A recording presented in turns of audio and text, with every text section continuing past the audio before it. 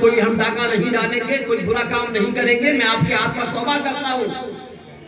ساتھیوں نے کہا کہ جب برے کام میں آپ کے ساتھ تھے تو اب نیک کام میں پیچھے کیوں، ہم بھی توبہ کرتے ہیں۔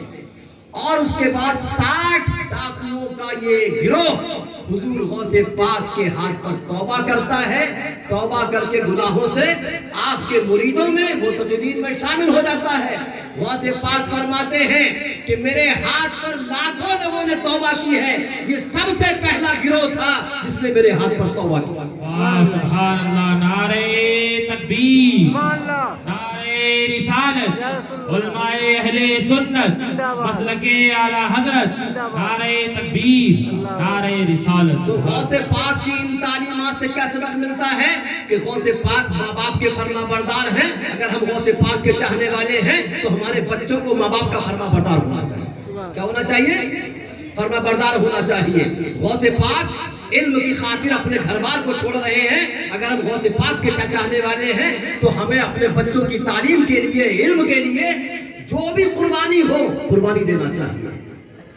اور غوث پاک نے سچائی کی تعلیم دی ہے، صداقت کی تعلیم دی ہے، تو ہمیں بھی کیا چاہیے؟ ہمیں یہ چاہیے کہ اپنے بچوں کو ہم سچائی کی تعلیم دیں، صداقت کی تعلیم دیں۔ لیکن آج کیا ہوتا ہے؟ اپنے بچوں کو جھوٹ سکھاتے ہیں، بچوں کو جھوٹ سکھاتے ہیں، گھر میں موجود ہیں، اگر کسی کا فون آتا ہے بچے کو پکڑا دیتے ہیں، کہہ دینا کہ باپ گھر پہ نہیں، گھر میں موجود ہیں، کوئی دروازے پر آتا ہے بچے کو بھیج دیتے ہیں، بچے کو جھوٹ بولنے کی ٹریننگ دے رہے ہیں، جبکہ یہ اسلامی تعلیمات کے خلاف ہے۔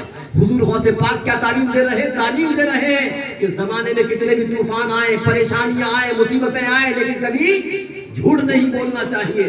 تو اگر ہم غوث پاک کے چاہنے والے ہیں تو ہمیں اپنے بچوں کو سچائی کی تعلیم دینا چاہیے۔ سچائی میں بڑی برکت ہوا کرتی ہے۔ میں تو ذرا سا بچہ ہوں، حالانکہ میں نے اس عمر میں دنیا دیکھی، بہت ملک دیکھے ہیں۔ آج ہم دیکھتے ہیں کہ یورپ میں، کہاں پر؟ یورپ، امریکہ وغیرہ میں دوسرے مذہب کے ماننے والے ہیں، لیکن لوگ جھوٹ نہیں بولتے، بے ایمانی نہیں کرتے ہیں۔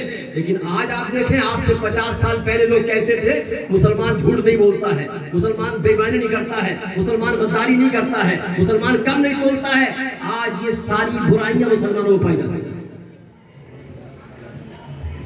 تو غوث پاک سے محبت کرنے کا صحیح انداز یہ ہے کہ ہم ان کی تعلیمات کے اوپر کیا کریں؟ عمل کریں۔ اور غوث پاک نے ہم کو تعلیم کے ساتھ ساتھ یہ سبق دیا ہے کہ جس سے تعلیم حاصل کرو اس کا ادب و احترام کرو، بزرگ ہیں تو ان کا کیا کرو؟ احترام کرو۔ تاریخ بتاتی ہے حضور غوث پاک کی کہ غوث پاک کے زمانے میں جب غوث پاک بغداد میں تعلیم حاصل کر رہے تھے تو آپ کے 3 ساتھی تھے، قریبی ہوتے نہیں، خاص دوست ہوتے۔ کتنے ساتھی تھے؟ 3 ساتھی تھے۔ ایک تھے شیخ ابو سعید عبداللہ، کیا نام تھا؟ شیخ ابو سعید عبداللہ۔ ایک تھے ابن سقا، اور تیسرے تھے شیخ عبد القادر جیلانی۔ یہ تینوں ساتھی تھے۔ بغداد میں اس زمانے میں ایک بہت بڑے اللہ کے ولی ہوا کرتے تھے۔ ایسے ولی تھے جن کے بارے میں مشہور تھا کہ وہ جب چاہتے ہیں لوگوں کے سامنے آ جاتے ہیں، اور جب چاہتے ہیں نگاہوں سے اوجھل ہو جاتے ہیں، چھپ جاتے ہیں۔ پورے بغداد میں یہ مشہور تھا۔ اب یہ مدرسے کے طالب علم جانتے ہو 15 ہوتے ہیں، شرارتی ہوتے ہیں، طالب علم کا زمانہ، اسٹوڈنٹ کا زمانہ، شرارتی ہوتے ہیں۔